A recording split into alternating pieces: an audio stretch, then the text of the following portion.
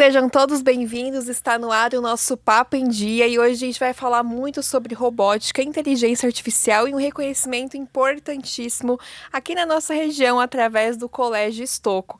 E para isso vamos conversar com o professor Luiz Gustavo. Tudo bem, professor? Tudo bem com você? Tudo certo. Maravilha. Professor de Ciências, Biologia e Robótica. Exatamente. Conseguiu juntar ali todas as áreas. Acho que na verdade uma coisa vai juntando Liga com a outra, outra, né? né? A robótica eu acho que é uma área tão rica que você não precisa ficar só fechado ali em física ou matemática, dela é muito mais abrangente do que isso. Tanto é que nossos projetos são muito amplos, a gente aborda questão de biologia, geografia, história, física, matemática. Tudo isso é muito amplo e acaba envolvendo os projetos. E a tecnologia está inserida em tudo hoje, Exatamente. né? Para a gente começar aqui o nosso bate-papo, antes de falar sobre esse grande reconhecimento, para todo mundo entender também, eu queria que você falasse um pouquinho como é que funcionam essas aulas de robótica lá no Colégio Estocco. Bom, no Colégio Estocco nós temos o nosso currículo de educação tecnológica. Ele inicia com os estudantes de 5 anos de idade, lá no nível 5, e aí nós temos durante o ensino fundamental 1, a educação tecnológica, e do 6º ano ao 9º, ou seja, no Fundamental 2, nós temos as aulas de robótica. Então, durante todo esse currículo, o estudante ele vai sendo exposto a situações, problema para investigação usando a tecnologia. Então, nós temos uma prioridade dos menores não ficarem ligados a telas, mas sim a desafios de raciocínio computacional, ou seja, pensamento lógico em solução de problemas, mas sem o uso das telas. E com o passar dos anos, eles vão sendo introduzidos a programação mesmo em blocos, para resolver alguns desafios que nós vamos passando. Então sempre é tudo muito contextualizado. E no Fundamental 2, já em robótica, aí sim a gente entra realmente com programação. Tanto na programação mais tradicional do Lego, né?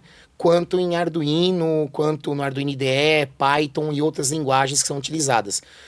Todas elas, a ideia não é que a robótica seja o fim por si só, mas na verdade seja um caminho, seja um meio, uma ferramenta de trabalho e oportunidade para os estudantes. Então nós sempre chegamos com desafios, esses desafios provocam o estudante a criar uma solução. E a ferramenta que ele vai utilizar pode ser uma construção maker, lá com os pequenos, então usando materiais recicláveis, papelão, EVA, outros materiais, para construir a solução daquele problema, construir uma ponte, fazer a ligação de duas cidades, levar um amiguinho de um lado para o outro de um rio, ou seja, coisas bem contextualizadas, criam-se histórias, o storytelling também é utilizado, e no Fundamental 2 a gente já vai pegando outros desafios também já correlacionados a questões de Olimpíadas, competições que existem no Brasil e no mundo, exatamente para que eles sejam aí provocados a pensar. Então, por exemplo, existe a categoria que a gente chama de resgate. Então, isso já é abordado com o Fundamental 2 exatamente assim. Olha, existem robôs que podem ser autônomos. Como é que a gente poderia programar esse robô para ele executar uma tarefa e resolver esse problema sem colocar um ser humano em risco?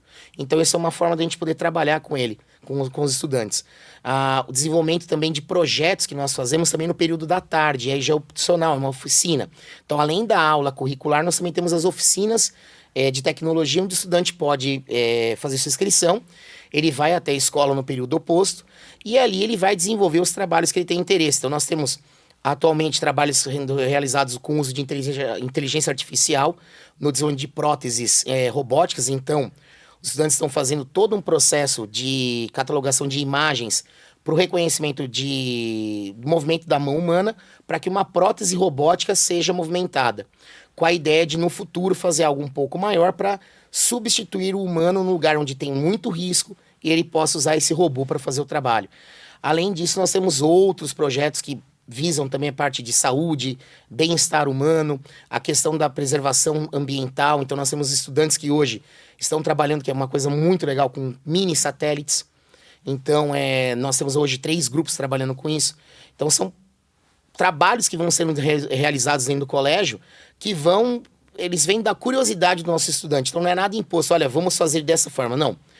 A oficina ela é aberta. Então, o estudante ele chega lá com uma proposta. Eu queria fazer esse assunto. Então não é uma aula obrigatória? Não, nessa oficina não. Durante o currículo você tem as aulas que são curriculares, são obrigatórias, mas todas elas contextualizadas como eu expliquei. As oficinas já é um ambiente aberto, ou seja, o estudante ele vai lá para fazer essa aula de oficina onde ele vai trazer a ideia e junto nós vamos lapidando isso até chegar num projeto. E a partir desse projeto a gente usa toda a metodologia científica. Então a questão de qual é a pergunta geradora do problema, como é que vai ser feita a pesquisa científica disso, então quais as fontes que ele vai utilizar, como é que ele vai fazer a pesquisa disso em livros, em artigos científicos na internet, o uso da tecnologia com relação à inteligência artificial também nessas pesquisas. Então tudo isso seria guiado a seguir um caminho, usando a metodologia científica para ter resultados que são válidos, ou seja, que ele possa validar esses resultados e que a metodologia que ele desenvolveu possa ser replicado de várias maneiras.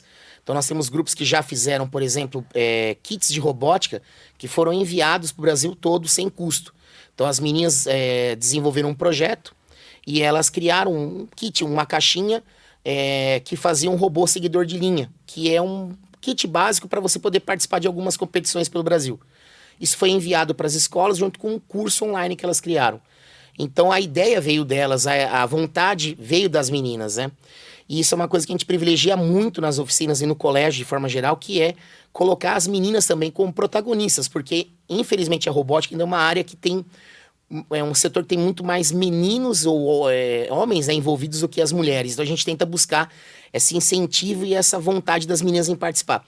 Hoje no Colégio Estouco, tanto é que a gente tem mais meninas participando da robótica do que os meninos. Eu ia te perguntar isso, o interesse vem delas mesmo? Sim, vem delas. Hoje nós temos um grupo chamado Estouco Girls Robots, que é um grupo que começou há 3 anos e meio atrás, e hoje elas já foi feita uma substituição das meninas, exatamente porque elas vão se formando, só que elas foram deixando essa cultura na escola. Então você vai tendo uma ciclagem das meninas ao longo do processo, que é muito gostoso de ver, porque você vai tendo uma passagem de bastão. Vamos dizer assim, olha, agora é a sua vez.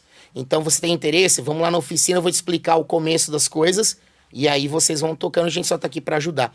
Então elas acabam orientando mais do que ficando realmente naquele grupo.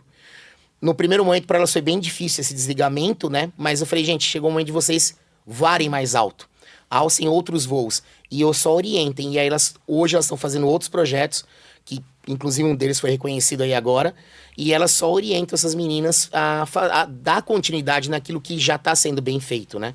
Então é uma cultura que você vai criando de passagem de conhecimento, e logicamente que isso vai criando exemplos. Aquela criança que está chegando agora, vendo todos esses resultados, ela se sente entusiasmada em, nossa, eu consigo fazer isso também, porque olha, meu colega fez isso, ela só tem 3, 4 anos a mais do que eu, então eu também consigo chegar nisso. Aquela vontade, né? Exato.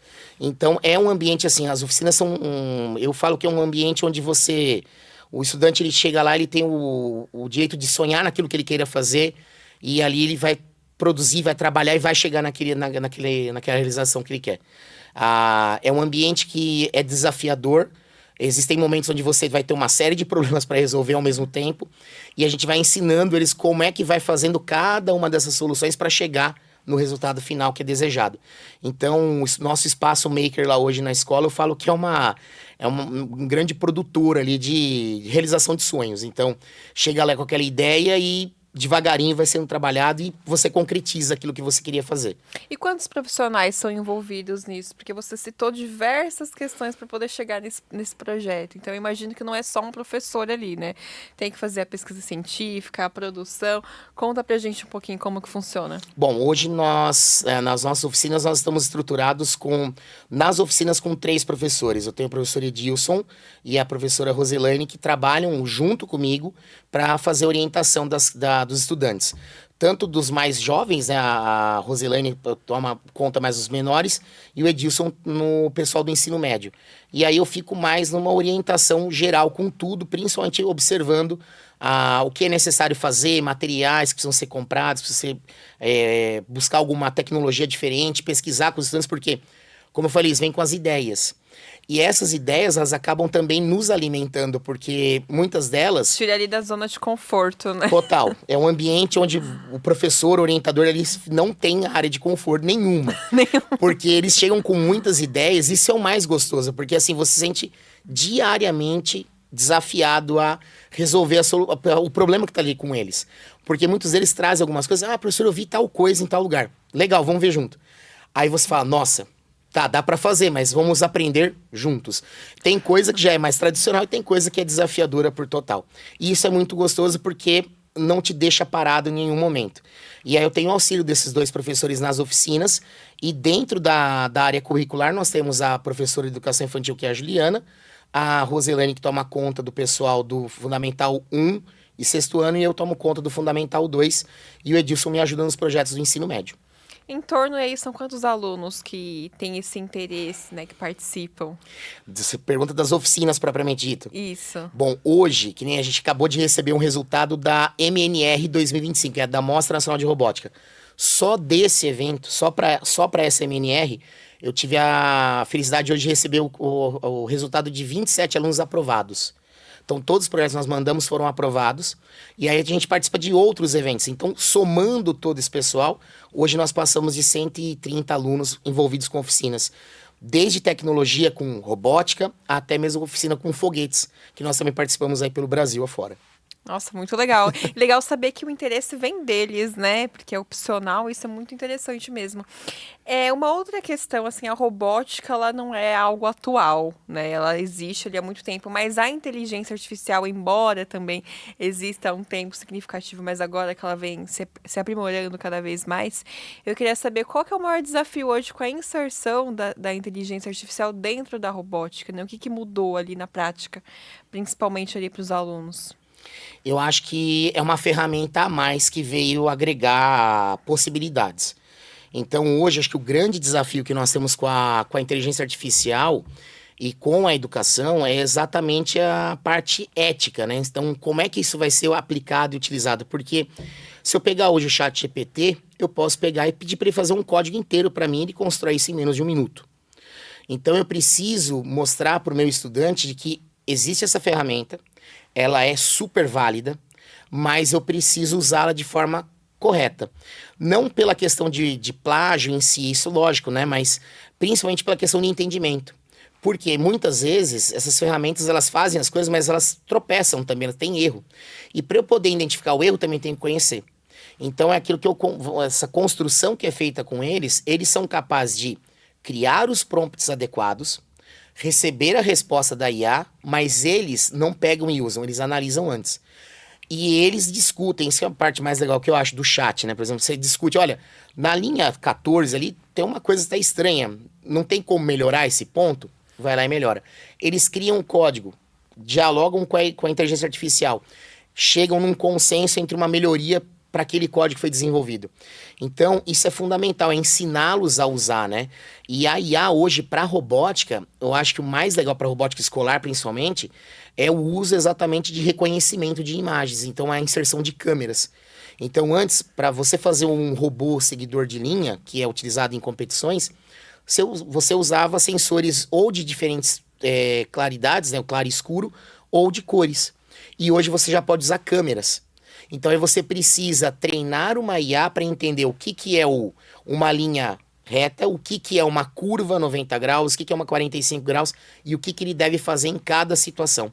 E isso tudo demanda muito estudo por parte dos estudantes para entender como é que a inteligência artificial trabalha. E agora com a entrada das câmeras, é um desafio a mais, exatamente porque você precisa criar um cenário qual esse robô vai estar trabalhando. E se você tiver variações dessas imagens, isso pode gerar uma série de dificuldades para ele poder fazer o trabalho de forma correta. Então eles têm que pensar em toda a construção, o ângulo da câmera, como é que vai ser a distância dessa câmera para as linhas, o que esse robô vai poder enxergar e não pode fazer nada, o que ele tem que reagir. Então vai mudando o processo. Então hoje acho que a gente está realmente vivendo uma transformação na robótica educacional com a chegada da inteligência artificial de uma forma mais simples, né? Porque ela, como você mesmo falou, já existia, mas ela não estava na nossa mão, era algo que ficava apenas em indústria, exército, esse tipo de coisa.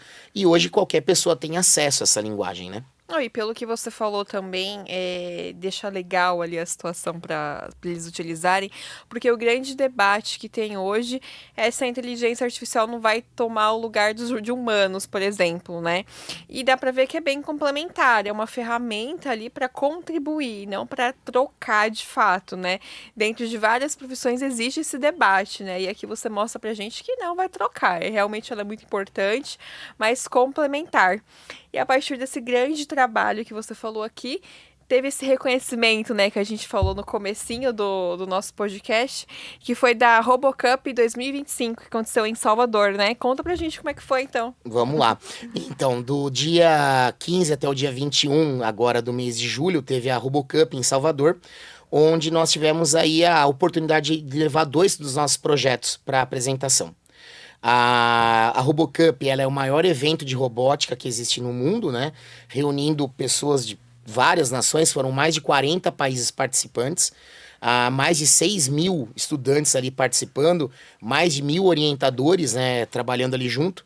Então é um evento assim muito rico, um local assim muito gostoso para trocas de informação. E desde os nossos eventos nacionais, né, até eu chegar nesses internacionais, isso é uma das coisas mais legais que tem, é a troca. O pessoal é muito colaborativo. Um quer ajudar o outro a entender melhor o processo, mesmo sendo competidores, tem muito disso.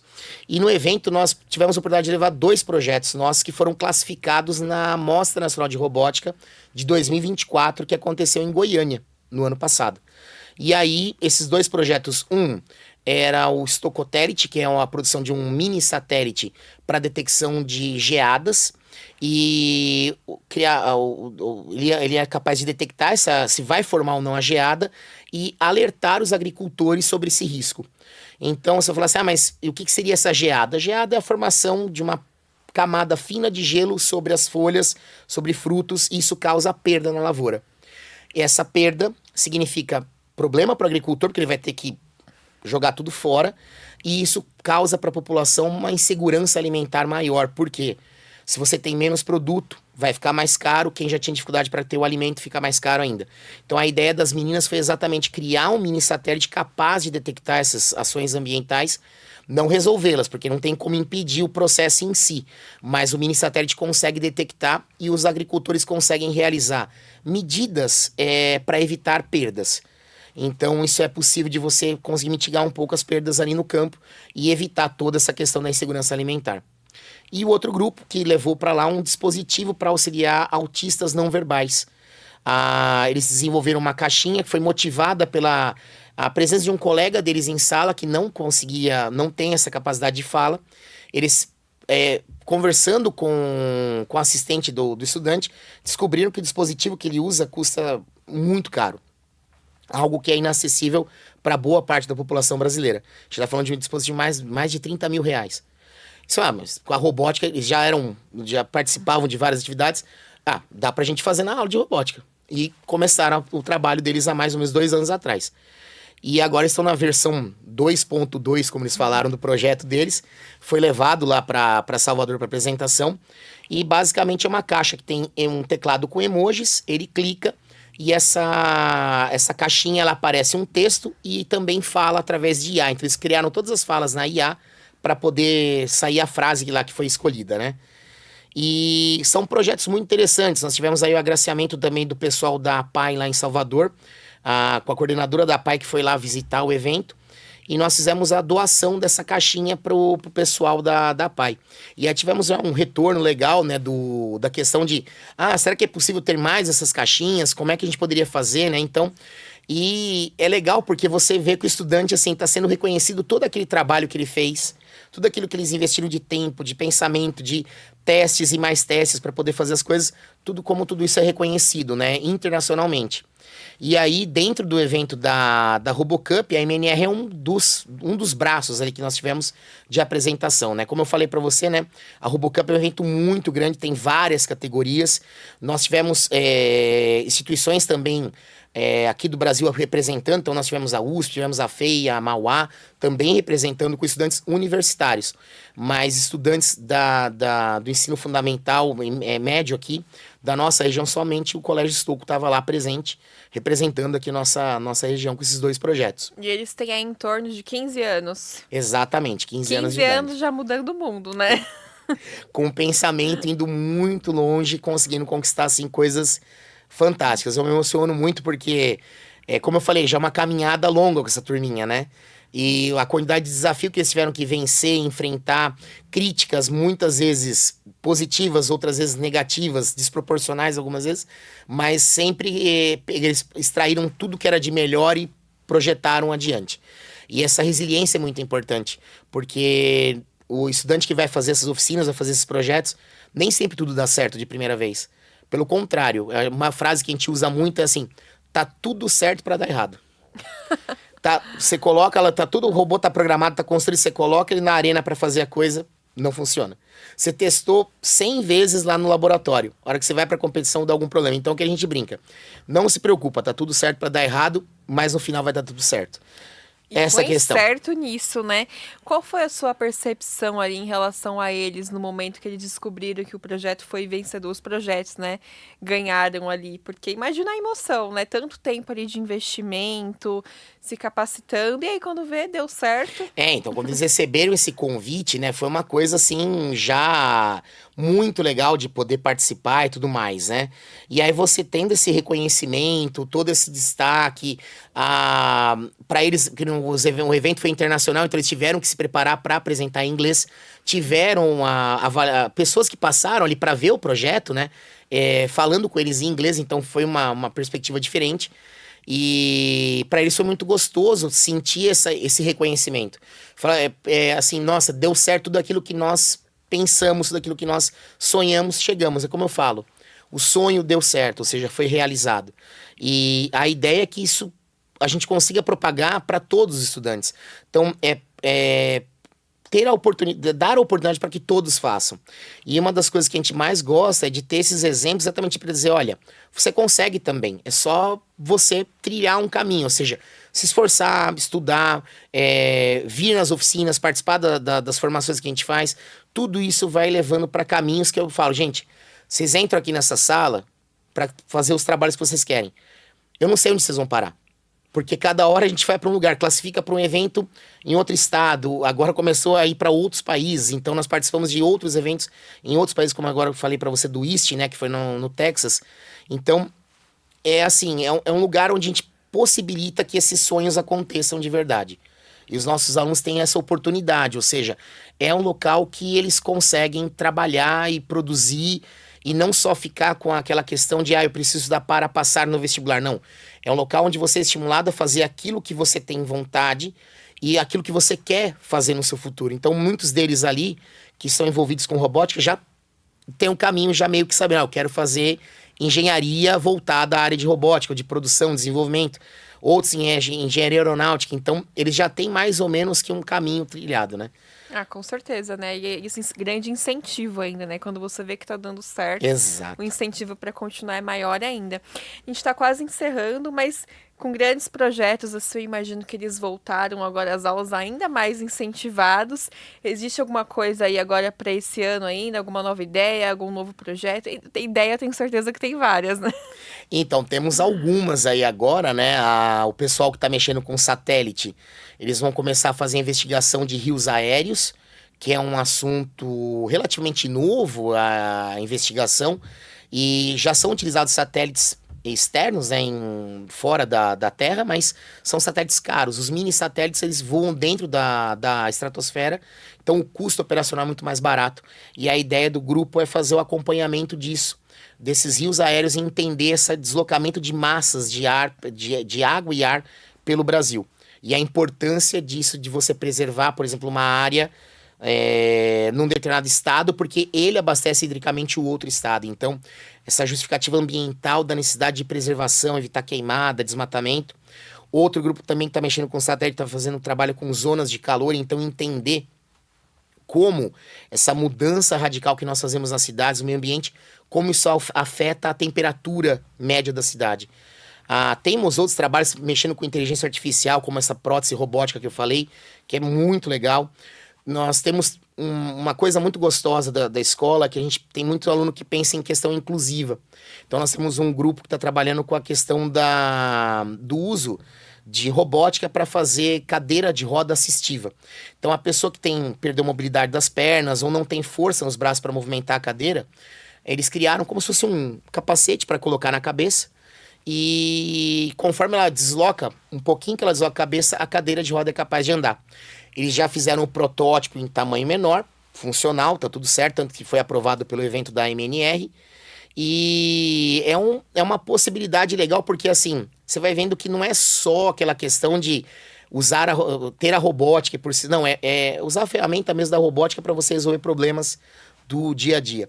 Um outro grupo, só para finalizar, não sei como é que tá a questão do tempo, mas um outro grupo trabalhou com a questão dessa modernidade da logística, ou seja, o uso de drones para fazer a parte de entrega de objetos. Então, tudo programado numa central onde chega a demanda, o drone decola, vai até um local, pega o pacote, devolve em outro local e volta.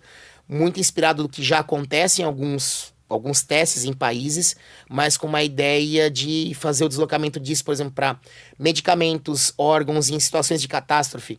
Então você tem uma dificuldade de levar medicamento até um local, decola um drone com programação, ele vai sair do ponto A, vai até o ponto B, usando GPS para deslocamento, para conseguir fazer essa entrega, né? Quando a gente teve aquelas enchentes no sul do Brasil, levar esse medicamento para as pessoas que estão precisando, e sem você colocar outros seres humanos em risco, né? E atendendo quem tá com a necessidade. Então até eles brincam, professor, e o pessoal gastando dinheiro com drone em guerra, né?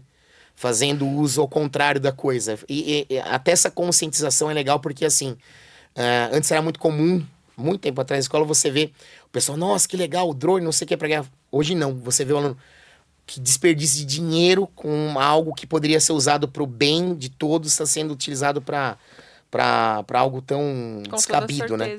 Com toda certeza. Bom, eu fico aqui admirada com esses alunos, deixo aqui meus parabéns, né, Obrigado. oficialmente. O Diário parabeniza todos os alunos aí que participam, né, desses projetos lá no Colégio Stouck, e com certeza grandes visionários, né? Vem muito por aí, né, professor? Com certeza, com certeza. E a gente conta aí com vocês para poder fazer toda a divulgação das coisas que vão chegando, que a gente vai fazendo aí, né, para poder mostrar para toda a comunidade o que está sendo desenvolvido aqui em Santo André, porque uma das coisas que a gente gosta muito é de levar a bandeira de Santo André para todos esses eventos que nós vamos. Então, para Goiânia, para Salvador, lá para os Estados Unidos, a gente sempre leva a bandeira da nossa cidade aqui, exatamente para mostrar, olha, somos ali da região do ABC, estamos aqui forte e vamos trabalhar para conquistar mais coisas. Eu já deixo aqui o convite, então, para os alunos virem aqui apresentar esses projetos. Ai, que legal! Bem legal. Com certeza, vamos marcar. Professor, muito obrigada aqui pela participação. Maravilha, muito obrigado, até mais. E obrigada a você que nos acompanhou em mais um Papo em Dia, e nos vemos na próxima segunda.